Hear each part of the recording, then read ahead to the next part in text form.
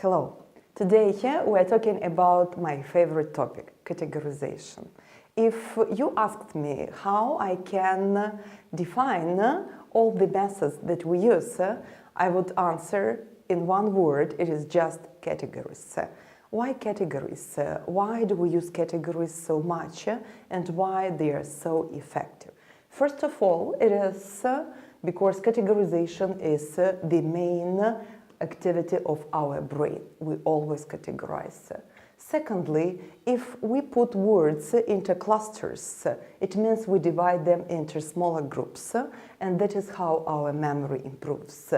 And finally, it helps us to clarify concepts, like what is a dress? A dress is an item of clothing for going out.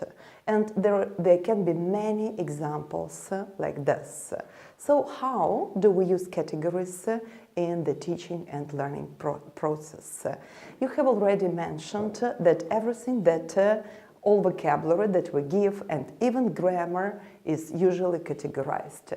If we take, for example, topic clothes, we'll see that for the classroom map, all items of clothing will be divided into the categories, and also there will be more categories to explain how this clothes can be described.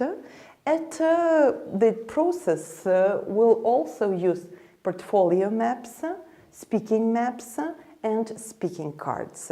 Now let's look at them closer. This is portfolio map clothes.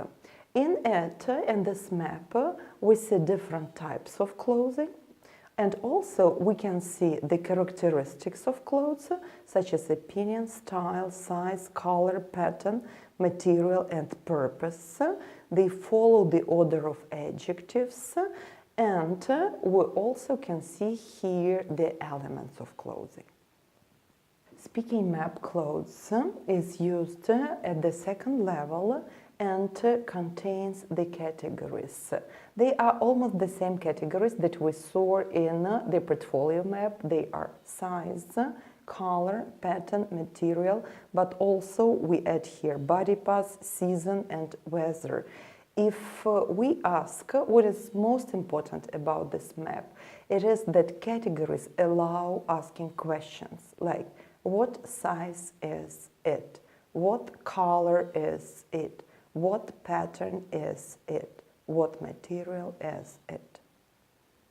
Speaking card to describe a person's clothes contains the categories from the portfolio map and the strategies for speaking at a more advanced level, because here we add such notions as matching, to go well or badly with something, and also we add here personal opinion and the words of the cause and effect. But no matter how effective the maps are, you always have to think about the activities. What are the activities at the memorizing stage that we recommend to use?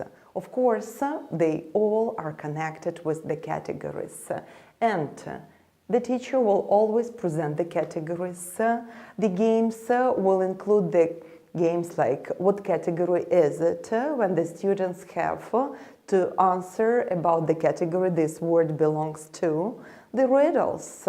This is a funny moment when the students ask the questions and these questions are answered by the other students, and that is how they can recognize what item the student keeps in mind. The guessing game, when the teacher locates the items of vocabulary on the map and students have to guess what item it is. Odd man out, when there are 3 or more items given and we have to say why it doesn't belong. And finally, analogy, when we say that something belongs to something as something belongs to something. Like, this is rather difficult, but in our videos in Instagram this week, we will illustrate all the activities that we use for teaching with the categories. Watch our Instagram and follow us.